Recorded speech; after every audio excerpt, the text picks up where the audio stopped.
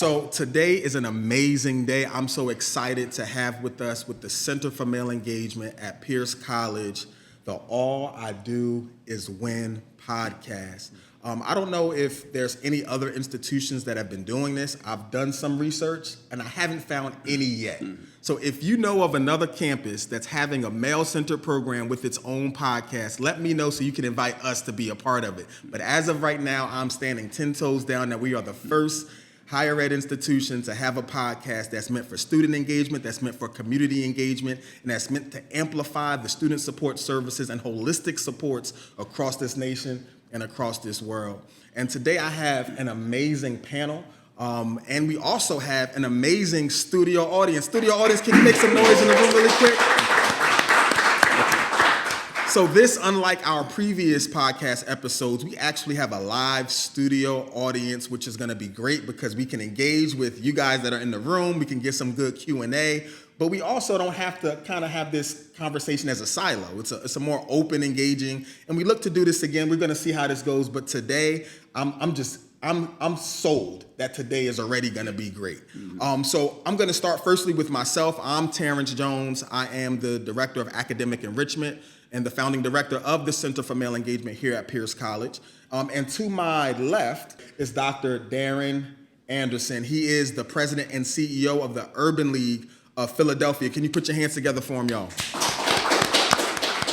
Thanks for having me. Absolutely, absolutely. And then to his immediate left, we have Mr. Leonard Bentley of the Nerney Foundation, and he is the director of career services and partnerships. Did I say that correctly? It's a long title. Yeah, no, it is. Set me straight. So, again, I'm from the Nerney Family Foundation, and I'm the director of career training and outreach. There we go. For a new initiative that we just started called Philadelphia Career Pathways. Excellent. Can we put our hands together for him as well?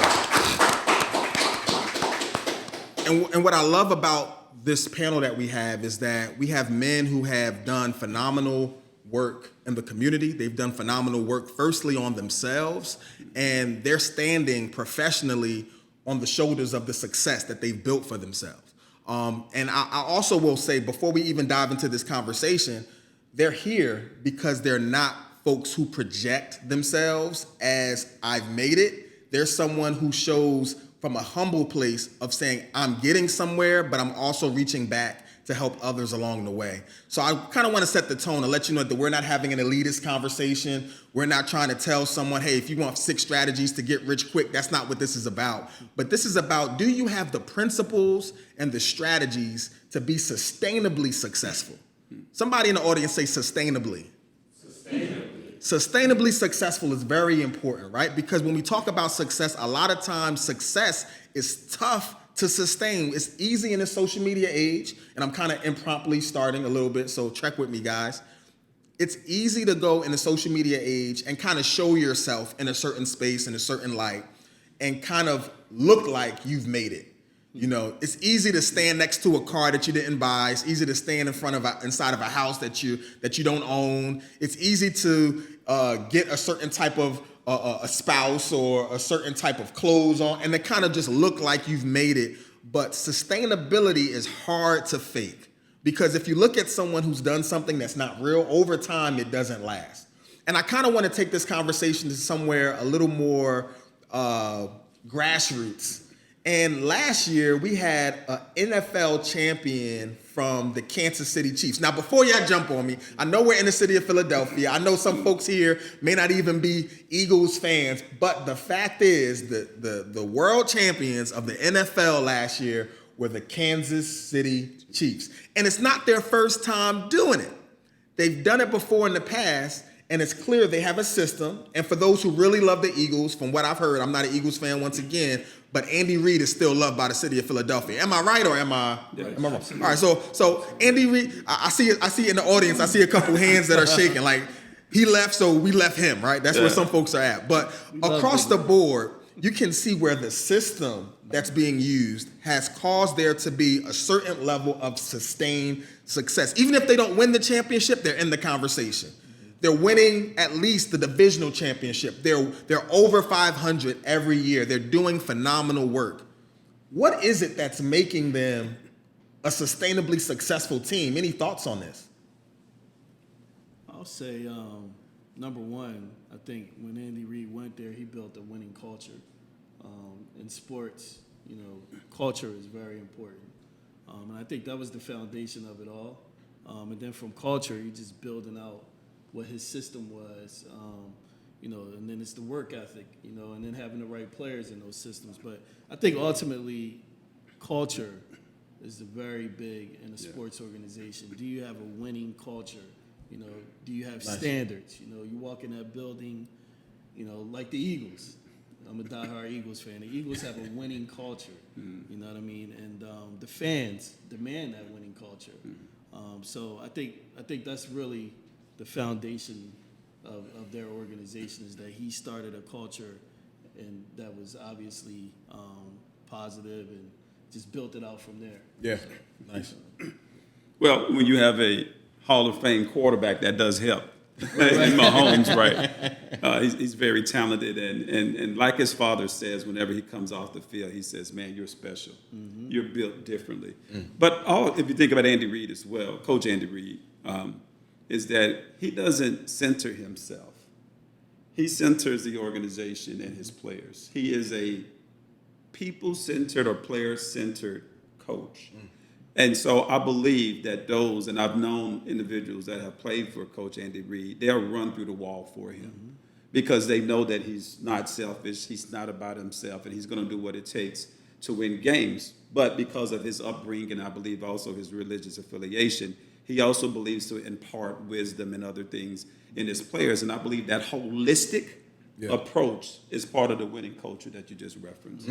That's good. That's good. And even going back to what you mentioned, Leonard, when we talk about culture and when we talk about leveraging a culture that we can identify as winning, the interesting thing is that there's a lot of folks who have talent, to Darrin's point, but they're not winning because they lack the culture. They lack the processes. They lack the inner and outer environment with which that talent can become something significant. What do you think is a factor in creating a winning culture that you identified here at the Eagles, but is clearly present also over there with the Chiefs since they won last year? To his point, it starts with the leader. And actually, I think it goes a step farther of ownership. I think Jeffrey Lurie coming here knew he was in a market that the fans were going to demand a winning product. And I think he was smart enough to know as a businessman that if he puts a winning product out on the field, people are going to come. And therefore, he's going to have everybody's going to win. He's going to make his money and be successful, and the fans are going to be happy and have a successful team. So I think the culture thing starts from the top. In any organization, whether it's sports, college, any business you go to, we have a CEO right here who, just talking to him right away, I can see he's an inclusive type of guy. So it starts from the top, and your organization will run from how it's being driven from the top, which is that culture and what they bring into those areas of expertise. So I think it's the leadership that establishes that. That's good. That's good. And there's something that you mentioned, Darrin, when you talked about having a Hall of Fame quarterback, which helps that, right? And you use the word talent.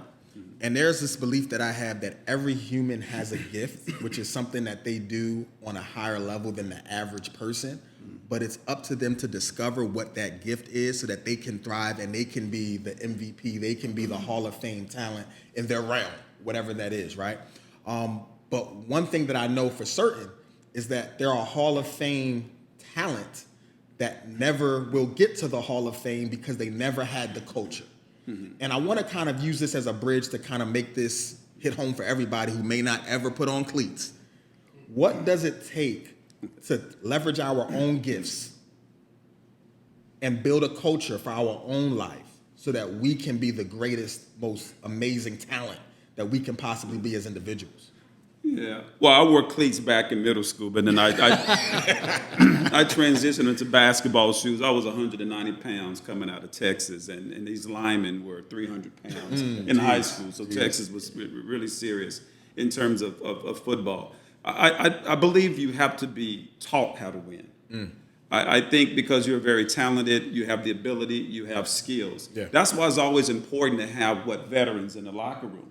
Because veterans understand what the work ethic is. They understand the small things that have to be done.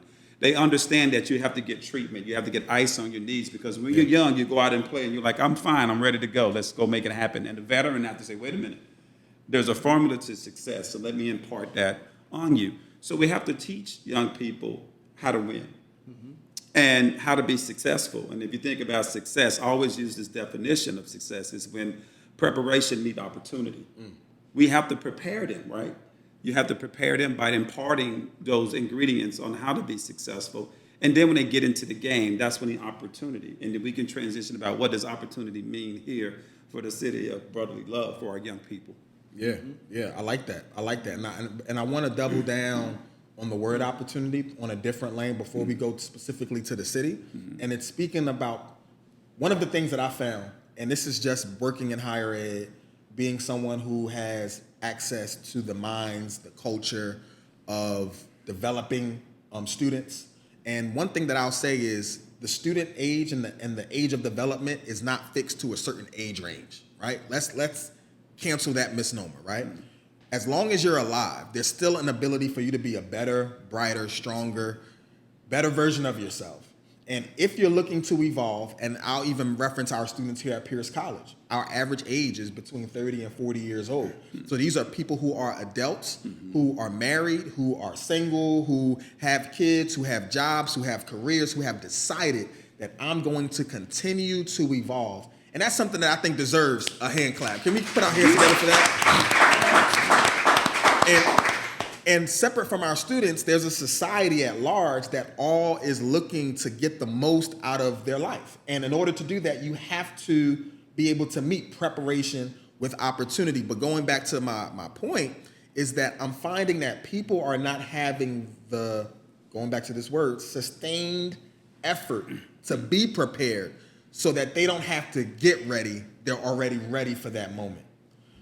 What can people do to really begin to make sure that they are ready for the moment, that they are effectively prepared for the opportunity that they want to come, but they don't know when it's going to come?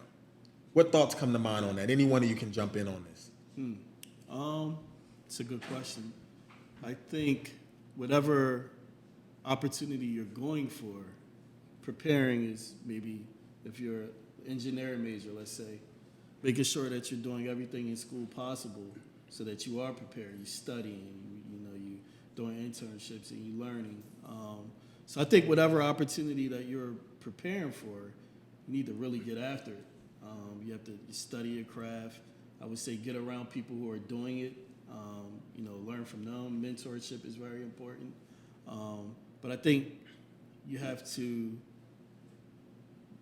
prepare for whatever opportunity you're going for, per se. So whatever that is, if you want to be a business owner, you need to prepare for that. You need to learn. You need to, figure out, what your niche is in business.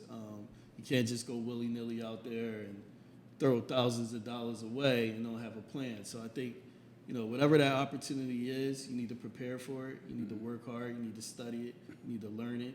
And I think then you'll be ready as those moments come. Yeah. I would say that there's, when you think about preparing to become your best, many times you don't know what your best potentially could be. I worked in cardiac and pulmonary rehab and in healthcare for the first 8 years of my career in Delaware Christiana Care. And I remember when I would have our patients come into the room, there was a gentleman 75 years of age. I'll never forget what he said to me. He said, you know what, Darrin, he said, if I knew I was going to live this long, I'd have taken better care of myself. We see that in young people all the time. They're like, you know what, if I knew I was going to live to be older than 21, I would have done more for my career because I never saw that before. I think there is a characteristic that Dr. Angela Duckworth have spoke about, and I believe that many of our young people, and I'm saying young people, I'm 50, so I don't know what young is, right? I don't want to mischaracterize or insult anybody. What does that mean? Because I think I'm relevant to my 19, 20-year-old son. He's looking at me like, you're just dad and you're getting older. But there's traits around grit, right? There's this non-cognitive trait when you think about grit. Grit is that thing that sustains athletes who stay 14 and 15 years and never get a Super Bowl. But maybe they do get it at the very end of their career. Why they didn't quit prior to? I mean, the money might have been there, but something, that longevity that forces you to persevere through challenges and through triumphs, but also towards, not only challenge, but barriers that you may face. Yeah. So I think looking at grit and deconstructing grit, because many times our young people have the grit. The problem is the difference between thriving grit and survivor grit. You can talk more about that later, though. Yeah, that sounds like the next podcast. Huh? That sounds like the next podcast, yeah. But that's an awesome pathway. Yeah. Right. Well, it's the end goal, right? It's your end goal to get better. And I love the fact that we're speaking about sports because I use that as an analogy. But you have to put the work in order to be success. The problem that we have with social media is that they show the end result first. And so young people don't think that they have to put in the work, right? I see the bands, I see the jewels, I see the jewelry. Yes. But they don't understand the work that has to go in. And we need to do the same thing. If we can do that for sports, and we can do that for rapping, and we can do that for, content creation and modeling, we need to do that for our apprenticeship programs. We have to show young men that have been successful, been an HVAC, and been an electrician, and been a mechanic who got joy and who has jewelry. Why? Because they put the work in, and now they are reaping the benefits of that. So we have to do a better job in terms of really taking grit and applying it in a way that's going to allow our young people to be successful and get the career outcomes that they desire. I love that. And if anyone didn't catch it, the book Grit by Angela Duckworth is a must buy, must read. I'm gonna say it again: must buy, must read.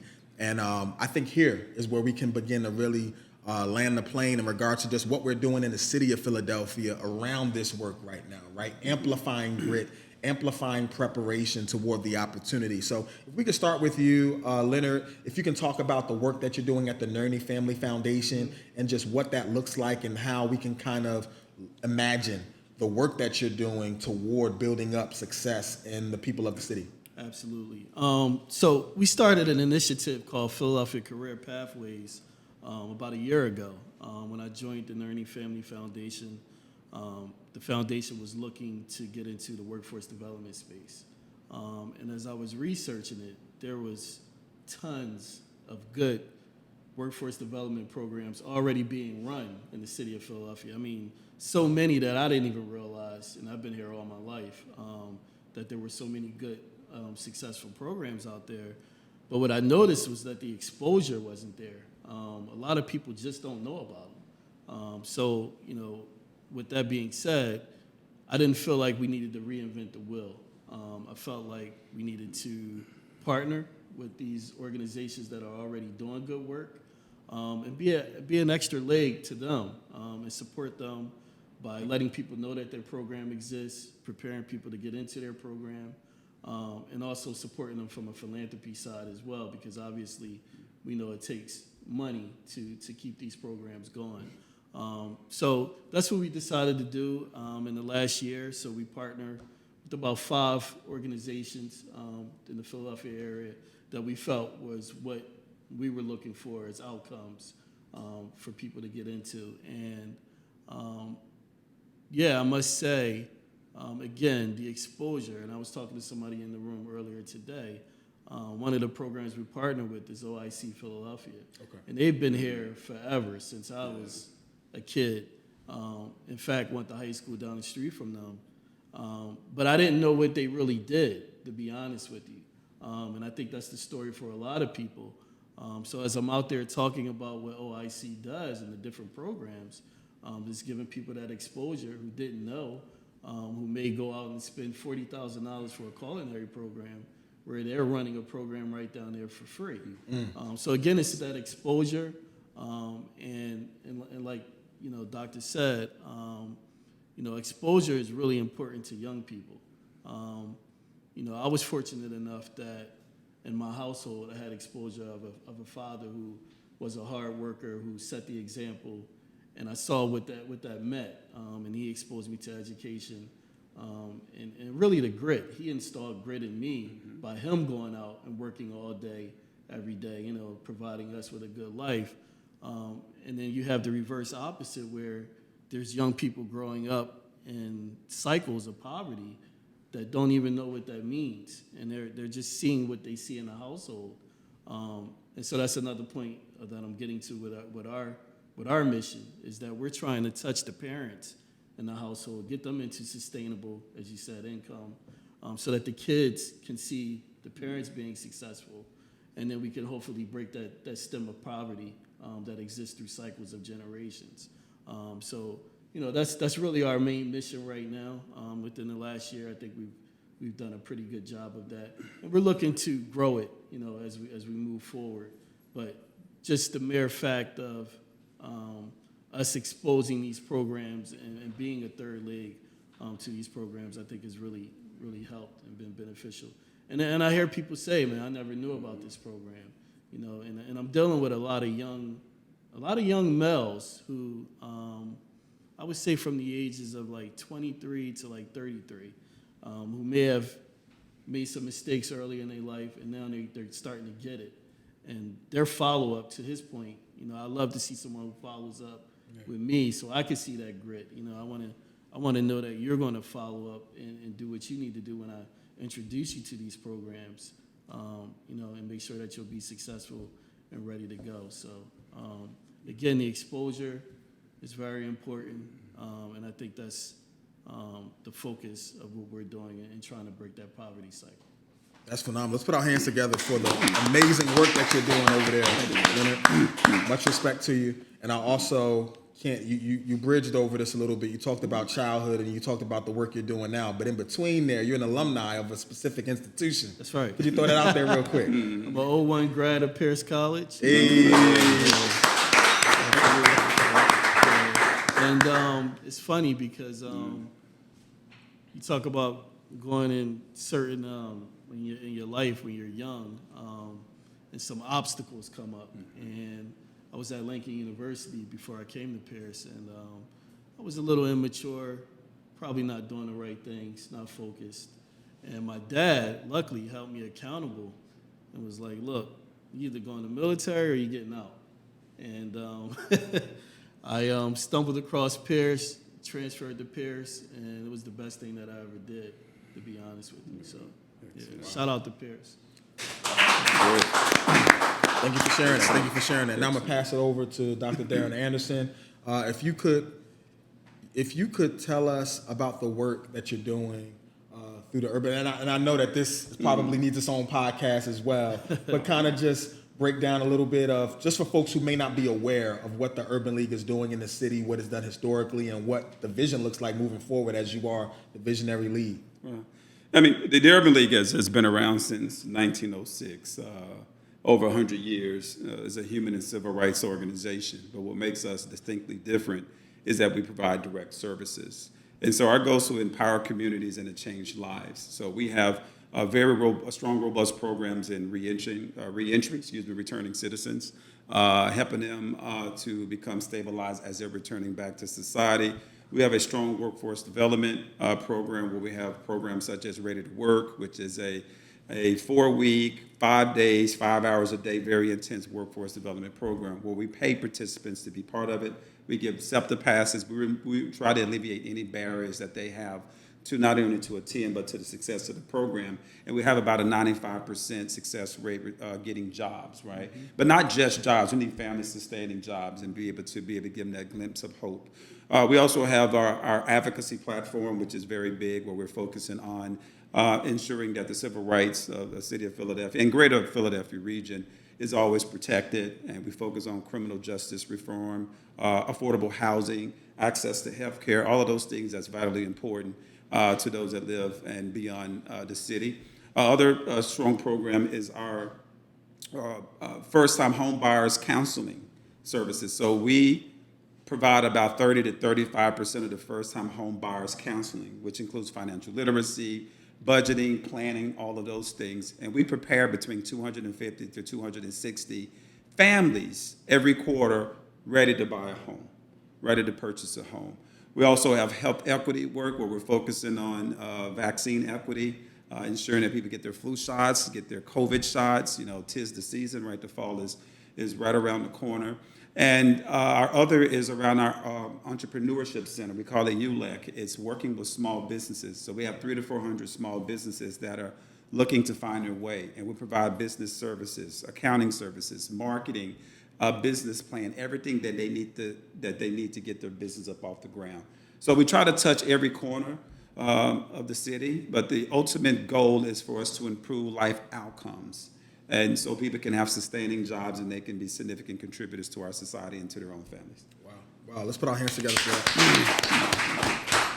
that. So we can't talk about supports without speaking about the supports that's in the room. And what I just heard was a juggernaut of supports that are being offered between the two of you. Of course, at Peirce College, we specialize in education, and we have a lot of programs and supports that are really built around the whole student.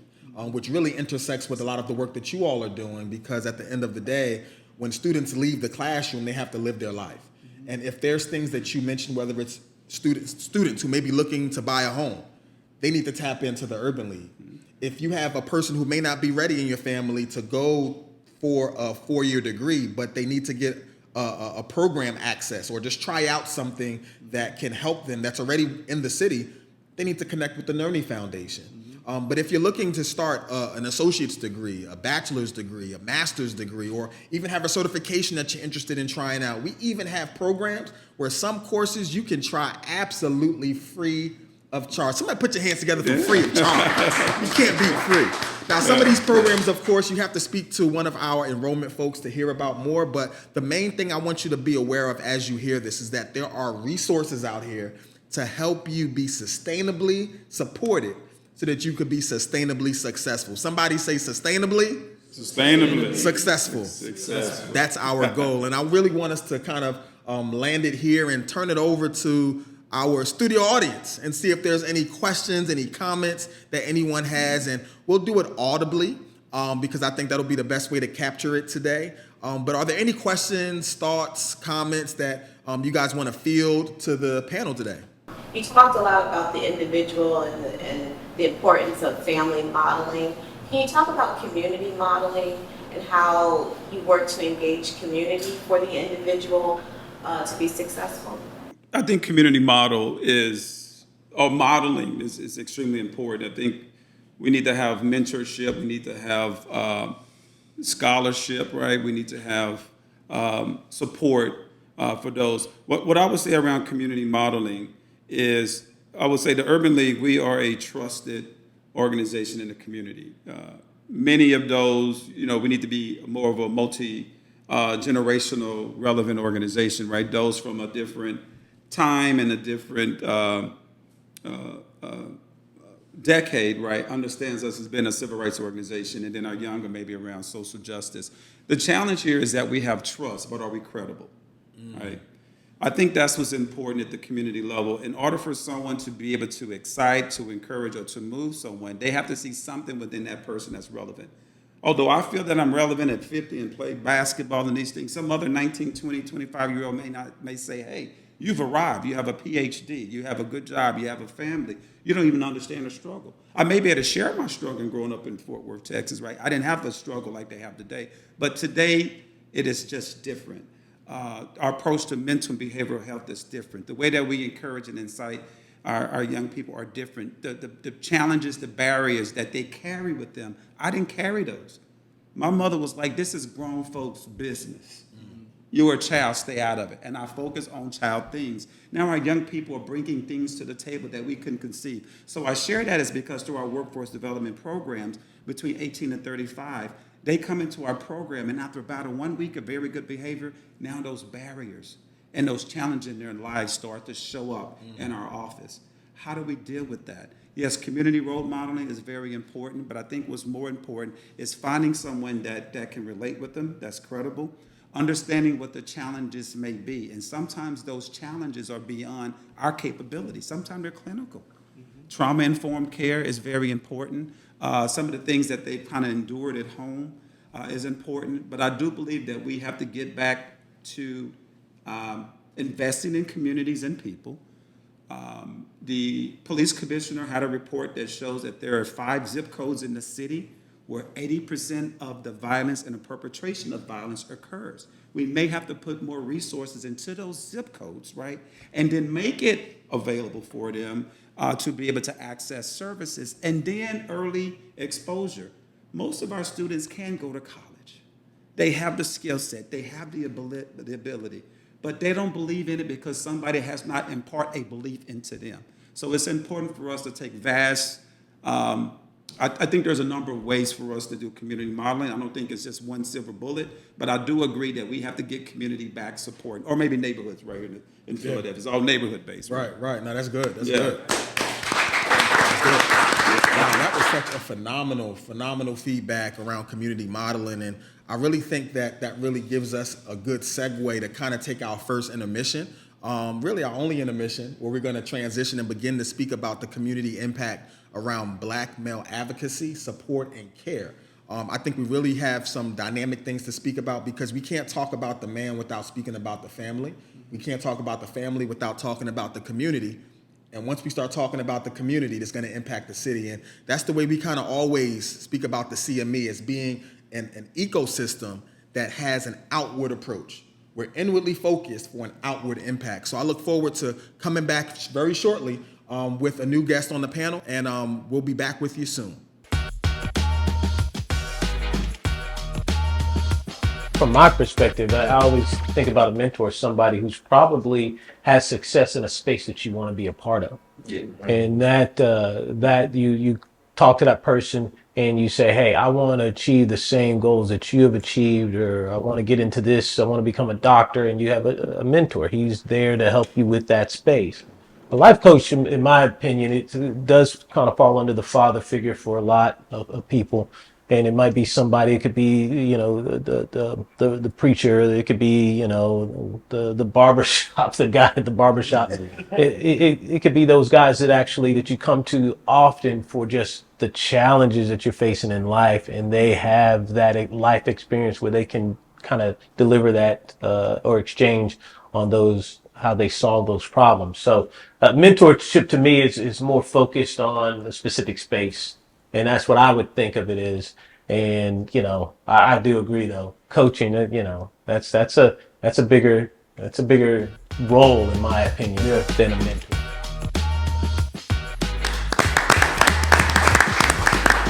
All right, and we're back, and once again, we're so glad to be in this space, to be speaking about the supports that our community needs, that we're all able to leverage toward us being our best selves. And we're going to dive into a conversation around amplifying support for Black men. How do we amplify support? How do we build support? And how do we sustain support?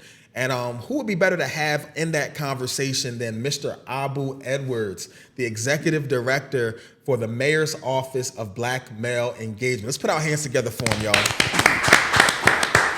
Mr. Edwards, say hello to the people. Thank you, Terrence, for inviting me. Thank you to Peirce College for the invitation. Thank you to the panelists that I'll be engaging with throughout this afternoon. And I just look forward to this conversation. Excellent. So we're going to jump right in. There's a post that I want to read that kind of speaks to the climate of supports around Black men. And it's a support aligned statement, but you'll see what I mean when I get to the end. And it reads, the governor's office, and this is speaking about for Pennsylvania, the governor's office also reestablished its commissions on Asian American and Pacific Islander affairs, Latino affairs, LGBTQ affairs, and women, and formed the new Commission on Next Generation Engagement, which aims to represent and recognize the contributions of people aged 16 to 26. Now, this is an amazing document. This is an amazing declaration, and I love to hear that these supports are going to these populations because they've been historically marginalized, they've been historically underrepresented, and we should put our hands together in respect and honor for all of these groups. And with that, I just want to collaborate a thought that there's also a huge gap that I see here as it relates to men of color, and more specifically, Black men. And this is something that I believe is really a mission that's been a minority mission. And I tend to not use the term minority when I speak about Black men because I think sometimes it creates a deficit mindset. And it amplifies sometimes this feeling of a deficit when we're speaking about a population of people that should never feel like I'm a bottom feeder or I'm the minor version of this thing. But that's just my theology around it, right? But when it comes to just the work of supporting people, I can literally say that in my years of working in higher education, I am proud to say that I serve at an organization, Peirce College, an institution that has put their money where their mouth is. This work has been funded, and let me be clear about something. Peirce College, and you can look it up, we're a small institution. And I've worked in big institutions. I have friends in many big institutions. And in these large institutions, there is no budget for centers for male engagement, specific work.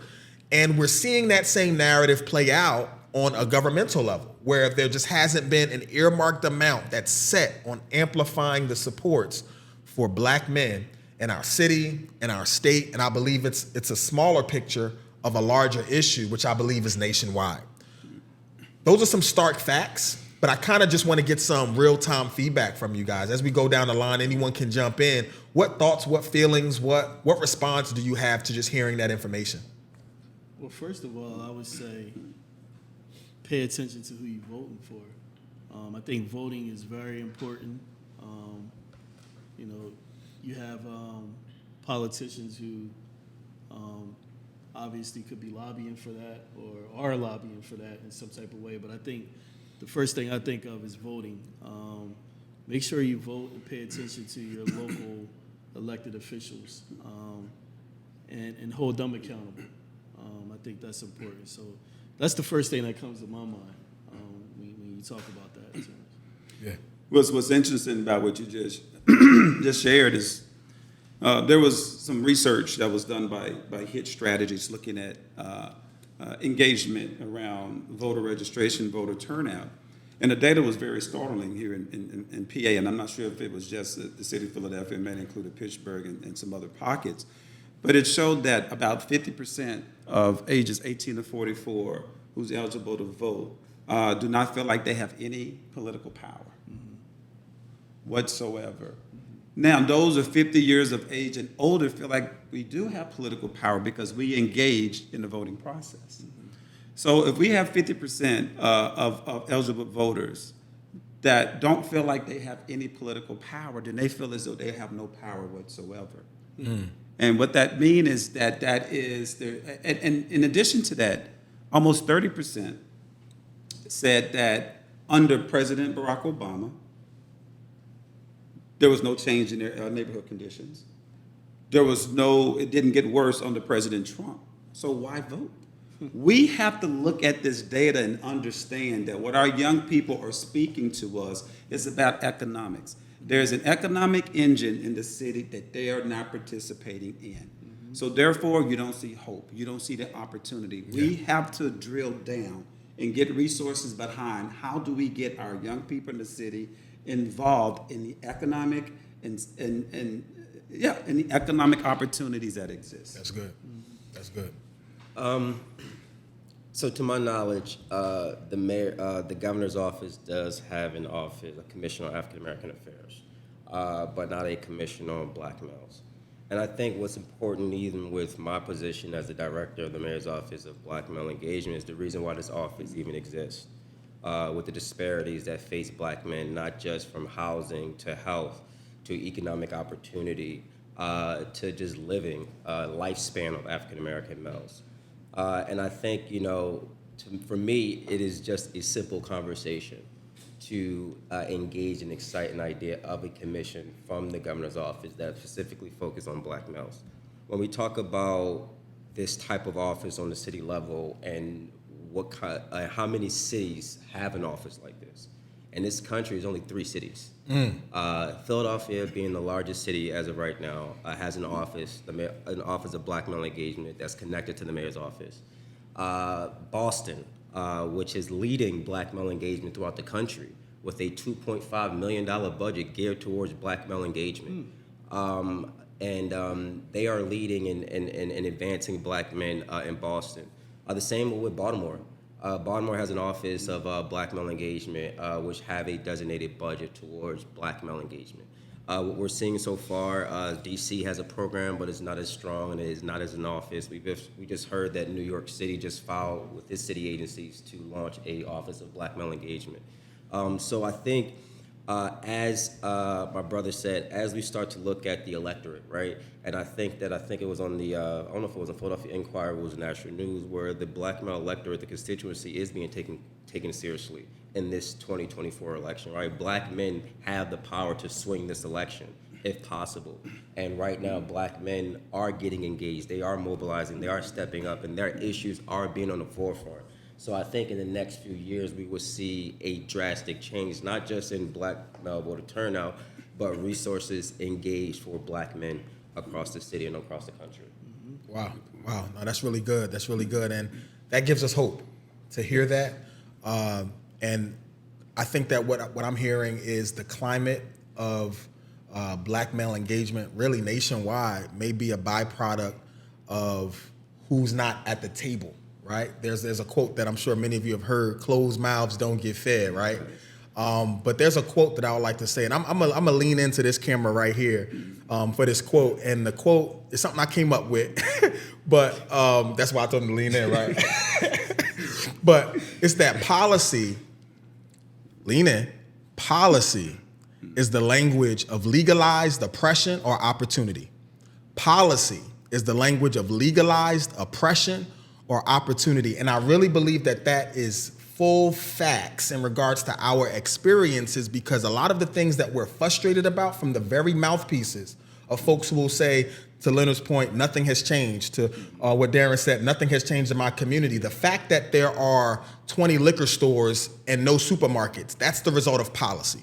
The fact that Asian communities are able to come in and put up hair stores, but you can't get a home loan naturally without going through some type of a resource, that's policy driven. The fact that there's not enough buses that's coming through your street, that's the result of policy. Policy is the fact that you can go and buy food with an EBT card, that's the result of policy. Policy is driving your experience, but you're ignorant to how everything that you're living is the result of someone's policy that's either holding you back or giving you an opportunity. And what I really believe in this moment, there's a need for enlightenment, there's a need for exposure, and there's a need for a resurgence of information. But what do you believe is the first step as it relates to waking up the black men to be able to say, I'm choosing to show up and represent myself for this cause? How do we begin to imagine that? Well, I will start off by saying that policy, you're absolutely right. Policy, it kind of dictates and it governs our day-to-day lives. And I think if we break it down and be able to explain it in that way. But also we got to talk about politics, right? I don't consider myself to be a politician whatsoever. I feel like that I'm a community-centered CEO that's about getting outcomes for people in the communities that we serve. But politics is nothing more than a science of allocating public funds. That's what politics is. And if we get more black males engaged in that policy discussion and to be able to break down so they can clearly understand, hey, if you get out and vote and you vote the right person that's in, they're going to bring resources. They're going to bring assets to your community. They're going to provide small business loans for you to be able to get your small business off the ground. We have to make it very clear, but we have to draw that correlation that who you vote into office will impact your day-to-day life. Locally, I'm sorry, the local level, yes. Yeah, that's good. We're on a local level, absolutely. Yeah. Any other thoughts? I think we have to start very, very early exposure. It's been a key word today. But I remember going to a voting booth with my dad when I was like 4 or 5 years old. And every election he would vote and I would go with him. So I had early exposure to at least knowing what the process was. I think a lot of things in our communities are generational cycles, which aren't good cycles, which is why I think our city is the biggest city with the most poverty, with the highest poverty level. And I think that we need to start pushing voting rights and exposing kids at a very early age to what that system is, because a lot of the kids, you go into their household, nobody in that household is voting. I mean, that's just a fact. I mean, our last mayor election, the turnout, I think, was less than 40%, which is terrible. So obviously, there's not a lot of households that are taking this process serious. So I think we need to start implementing those things into our public schools and giving the kids the exposure and talking more about it. I mean, I can even remember growing up and going to school. I didn't go to public school, but even in the Catholic schools that I was in, it didn't come up a lot. The voting process just wasn't really always talked about it. But the kids there obviously probably were getting it from the same way I was getting it, of seeing people in the household going out and vote and having those conversations at home, and which is probably being missed there. So I think we have to get them exposure to the voting process and understanding it at a very early age, and keep pushing it through the elementary, through the high school, and then when they turn 18, we need to make a better push of getting these high school students registered to vote before they even leave high school. And having those spaces there where it's accessible to do. So, I mean, I have the opportunity not just to serve as the ED for the Mayor's Office of Black Male Engagement, but also the Executive Director for the Mayor's Commission on African American Males, which is the policy recommendation commission that focuses on policy throughout the year. And at the end of the year, they turn those policy recommendations over to the mayor. And then we see what the mayor does with the policy recommendations impacting Black men. What I've charged each of my commissioners to do is, number one, we've launched something called Black Male Engagement Roundtables. Instead of having a group of 30 Black men tell me what 300,000 Black men across the city needs in the community, I charged each of those commissioners to go out and to host a community meeting, to listen to the concerns of Black men. And we hosted our first one in Germantown. We had about 40 Black men from the neighborhood show up. And these were majority stakeholders, right? Folks who are connected to the community. And what we heard is, a calling out for help, a calling out for a space to be trained, a calling out for a space to have access to resources, right? We finally, from the conversation we had, created that Black Male Assessment Form, right? Where now I'm able to look at all what was collected and figure out, okay, in this zip code, they need more access to job opportunities versus this zip code needs more access to entrepreneurship tools and access. So that's number one. And I think it's important with our office and this commission because we're engaging Black folks and Black men, and then we're showing them the process of turning that engagement into policy recommendations. To get back to engagement, we just started a pilot program called BEN, Brotherhood, Empowerment, and Network. And what I saw throughout these schools was a space for Black boys to convene in school, even if it's for 2 hours, and to kind of engage them in those 2 hours into like personal development and entrepreneurship and mentorship and life coaching. And when we talk about civic engagement, one of our pillars is civic engagement, making sure that we're talking to people, not just in high school, we're talking about Black boys that are in preschool, talking about civic engagement from the beginning so that when they get to the 5th and 8th and 12th grade, they already had that pattern. So those are just some of the things that I believe that we are approaching to make sure that, engagement, we're just not out there just engaging Black men just for the fun of it, just to engage, but we're actually turning that engagement and that data into policy recommendations for the mayor to better improve the life of Black men across the city. I think that's worth a round of applause. For sure. I'll say, even to collect 40 men on your first round table is extremely successful. And I think that not only gives us a perfect bridge, because we spoke about support, we spoke about advocacy, and now we're speaking about success. We're speaking about success. What do you believe are the critical components of supporting the black men of our city toward successful outcomes. We spoke about some things in the last segment around culture, around cultivating talent, around certain disciplines, but what would you say are just some of the needs that are specific to our demographic? To your point, assessing and taking the information from a research perspective, not acting as if we are a monolith, because we are not. And I think that's the key point of having a zip code based assessment tool, is that every black man does not need the same thing. But what are some of the critical things that kind of cross those boundaries? So I would say, looking at that data, and I looked at it yesterday, one category that everybody checked off that was the highest category, it doesn't matter if you were, we had brothers in that room who were from the community, brothers in that room who had money, it was access to mental health. Mental health came in ranking number 1. Yes. Out of everything. I'm talking about schools, economic opportunity. It was the need for mental health. And let me be access clear, for black and they self-reported. Yes, this is So all that means self-reported. they want They want access to mental health in those communities. That's they phenomenal. want access. Wow. I could see, and that's a good point. I was talking to somebody in the room earlier today about how we normalize certain things growing up to survive in our environments.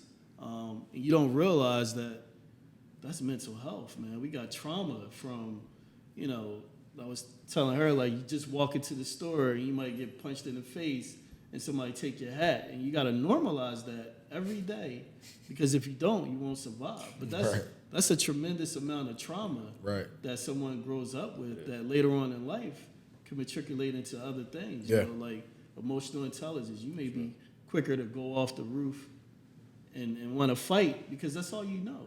You know what I mean? So that mental health aspect, I could totally understand that. I mean, I find myself, I grew up in West Philly, and certain things I had to normalize.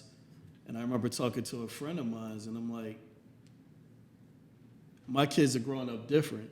And there's always this stigma of, my kids are in sports. Like, let's take them to the city so they can get roughed up. But is that really normal? But in my mind, it's like, that was what was said. Like, you had to get beat up on the basketball. Yeah, let's give him some trauma. He'll be good. Yeah, but I mean, if we laugh, but that's crazy. It's in our mindset that it's like, that makes you tougher, and that's all trauma, man, from how we've had to adapt to our environments, really just to survive every day. So I think that's a very important piece. I think sometimes with black people, we lead that, or black males, we lead that our strategic advantage is how we grew up, right? That's your strategic advantage. You understand what resiliency is. You know how to go through tough times. And then when you start to peel back that onion, you start to realize, wait a minute, that wasn't normal. That was abnormal what I endured. The things that I saw, the things that I felt. Seeing my mother being disrespected or abused, or seeing other people using drugs, or going outside of your house and seeing someone who has passed away on the street and you're stepping over them. It's simply not normal. But yet we have normalized that. I think there's a couple of things that we see in our programs that I think is vitally important. I think number one is understanding what self-regulation is. How do you regulate yourself when you find yourself getting very emotional? When you find yourself wanting to explode? I've been in business meetings with young people who have started nonprofit organizations. Unfortunately, that organization was birthed out of their pain. And they have not received the training. They haven't dealt with their trauma. And then that trauma shows up when they're in the business meeting, because I need resources to continue to do good work, and you're not listening to me, and then it escalates. Even conflict resolution around our young people. Sometimes we see each other as an enemy, and we're not, and we stop and ask simple questions. Why is that? Well, they said something. They didn't direct their comment towards you. So conflict resolution is extremely important, and I have to double down on the mental and the behavioral health. I didn't know I had a Southern accent until somebody told me. I'm from Texas. I got up here on the East Coast. They said, you sound funny. I said, well, you sound funny, right? But I didn't know, and sometimes our young people don't know until they have a mirror held up. Now we can begin the process of healing. And if we don't have that to take place, we're going to continue to have this vicious cycle that we see in our city. That's really good. That's really good. And I love the focus on mental health, on really everything that was said. And one of the things that I found just in my history of supporting students is the lack of culturally responsive mental health care. The lack of culturally responsive mental health care. A lot of times we can send our students, we can go as Black men to these spaces, but we don't see folks like us. We don't see folks who are familiar with our existence or our background or the way that we communicate or just the essence of how we show up authentically disarmed. When I'm demasked, are you comfortable in that space as a practitioner? And are you familiar with that to still be able to operate at your best as a professional and be able to connect with this person? What tools, what resources would you all mention or regard as great step stools to connect our Black men to quality mental health care? Well, I still need a little care, so I'm gonna let y'all answer those. I'm not really in that mental health space, honestly. But there's a ton of grassroots organizations right now that are offering mentorship and all kinds of community needs, per se. And Kenny's administration, before he left, he put a ton of money out here to those grassroots organizations that are in these communities that directly affect people every day. And I would say to people, know who those people are, know who those organizations are, and that's a stepping point. Because again, sometimes in our environments, you just really need somebody to talk to. That's step number one. Somebody that really understands what you're going through as a young man living in them circumstances. And a lot of those guys who have those grassroots organizations, they're from those areas, and those people trust. As somebody made a point earlier, is that a lot of times you need that trust to be able to confide into somebody. So I would say that's a stepping point for a lot of our, not just youth, but anybody, man. A lot of those guys, I know a lot of those people, and they're connected to all kinds of city stakeholders that they can put you in the right direction. But I think that initial conversation of just trusting somebody and going somewhere where you feel safe and having those roundtable discussions. I know a couple people who were involved in that discussion you had. That's a stepping stone. And the more of those conversations he has across the city, it's going to be more and more people showing up, and they're all going to start expressing their mental health needs in an indirect way, really, just by having general conversation of, hey man, what you going through, And, I love that. That's a good step. Yeah. I would also add that in addition to conflict resolution, and I talked about self-regulation, anger management is extremely big, because sometimes we don't even know where the anger comes from. When I see young people get into it, their anger is not even directed at one another. It's their circumstance that they're dealing with every day. And then the coping strategies, we have to get back to giving fundamental, practical advice on how to cope with being poor, the poverty. You wonder why we go outside of our high schools and we smell nothing but marijuana? Go to a basketball game. You're going to smell a lot of marijuana. It's young people trying to cope with their situation and their strategy. Wonder they start to kind of bridge into other practices and other risky behavior is because we haven't brought them together to talk about coping strategies, what they can do. Exercise is great. Putting them into sports, absolutely is great. Get them in other, but not everybody's interested in exercise and sports. We love it here because we're all kind of sports enthusiasts. But we have others that we have to reach in a different way. What are the coping strategies, healthy ways of dealing with my stress and my everyday, day-to-day challenges? And I'm going to say something else that's very big. Healthy relationships. Our young folks don't know what a healthy relationship is.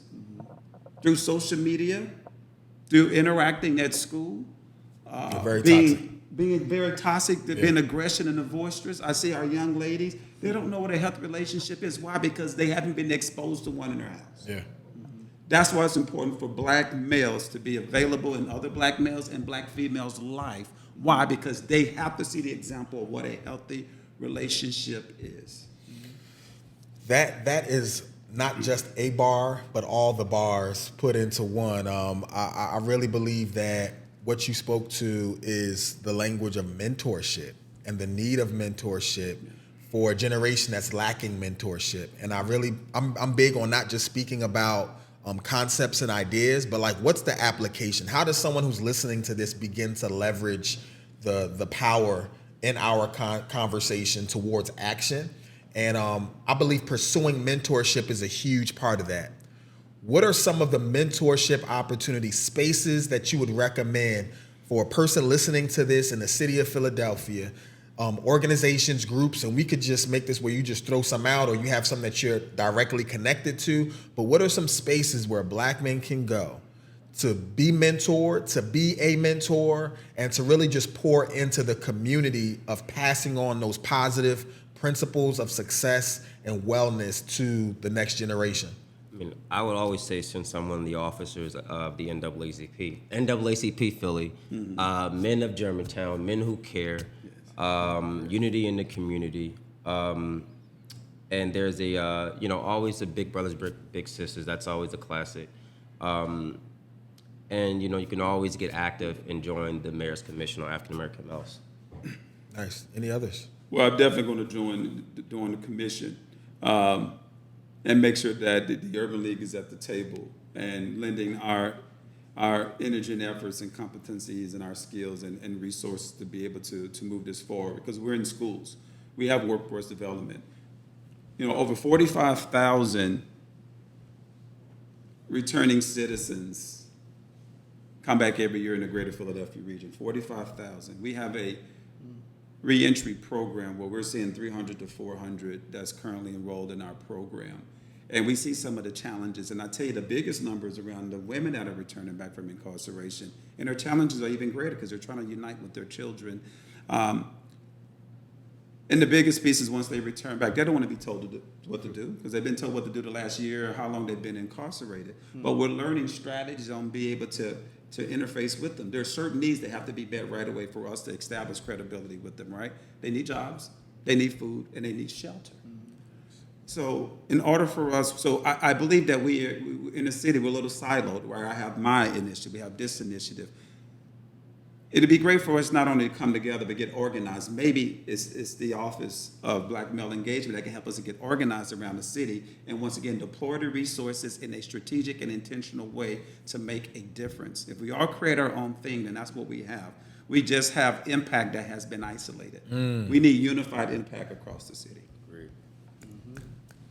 Let's begin to land the plane here. That's clappable. I felt a clap that was in the yeah. So we're gonna begin to land the plane. We're gonna land the plane here because that was a very rich conversation, y'all, and I'm really enjoying myself. But I could talk about this all day, all night, and we'll be getting the light shut off on us. But I want us to kind of close this thing out strong, and I really believe that because of the lack of spaces where this is the subject and this is the focus, I want us to leave any man, any allies, anyone who's a supporter of Black male success, leave them with some words of wisdom or some words of thought, 30 seconds or less, and we're going to go down the line. I know this is on cue without expectation, but you can look at that camera right there and give a message to our audience, because this is why you're here, to exchange that value and to leave it on the line.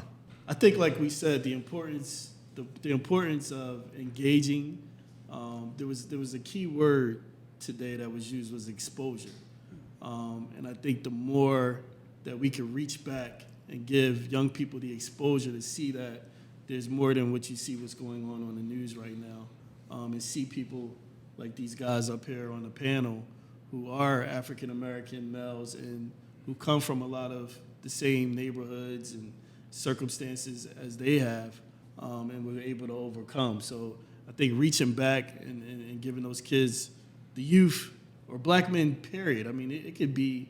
I was talking to Darrin earlier, and I'm running into a lot of men who are like 21 to 33, who are now looking for that opportunity, who may have screwed up somewhere down the line, and now they're looking for it, and they're kind of leaning on me as a mentor unofficially. I get phone calls on, hey, how do I do this? How do I do that? So I think reaching back is very important. always bring people up. And that was one of the important values that Martin Luther King always instilled in us as well. So, I would say is what you do well is what you do most. We have a school district that have been historically underfunded for years in the excess of $7,500 per student, right? And in return, we point the finger back at the administration of the school district. We point the finger back at elected officials. We point the finger back, unfortunately, at the mayor level. And it's unfortunate because the city has not been getting the resources that it needs to adequately educate our young people. And what we tend to do is that when we see a talent or ability in our young people, we want to hone in on it. That's what I mean by what you do well, you do most. You spend 10,000 hours playing basketball, playing a sport, you get better at it. How about starting to spend 10,000 hours on working on our well-being? Spend 10,000 hours preparing our young people to want to consider a job in engineering, or maybe go to college, or looking at the apprenticeship program, become an HVAC, become an electrician. There's things we have to do. I'm looking right into the camera saying those that have white-collar jobs, we have to start to promote and lift up the blue-collar opportunities in the city. City of Philadelphia is a blue-collar society or a group of neighborhoods, and we have to encourage us getting back into that realm because there are family-sustaining jobs that are there. Mayor Parker's vision for the city of Philadelphia is safer, cleaner, greener, with economic opportunity for all. Yes. And that means black men too. And my goal is to figure out how can black men benefit under this mayor's administration to help and assist to make this city safer, greener, and cleaner with economic opportunity. So I'm just going to say this to every black man watching. We love you. We need you. Your city needs you. And I look forward to working with you. Wonderful, wonderful, wonderful. And I'm going to, come on, you clap it up for him. And as the director for the Center for Male Engagement here, I must say that narratives are so important. And all too often the narratives speak to the deficits, speak to the gaps, and speak to the inadequacies of black men. But here at the Center for Male Engagement, we have a principle that we stand on, and that every man belongs before he performs. Every man belongs before he performs. Your greatest asset is your presence, and we're going to honor that. We're going to salute that, and we're always going to uplift that. And one of the things that I always want to acknowledge is that in many spaces, it's presumed that you can't, but our response has to be that I can, I will, and I must. And I guarantee you, when you bring that mindset to every space that you show up, whether it's academics, whether it's your social life, whether it's your thought life, whether it's your relational life, whether it's your social spaces, anything in the community, nothing can come out of that but success, because success is your portion. Success belongs to you, but you got to go get it. And we're going to close out today's session the way we close out every session, and I talked about this a little bit before, but it's when you touch a man, you touch a family. When you touch the family, you can impact the community. When you impact the community, you can impact the city. But when you impact the city, you can change the world. Until next time, peace.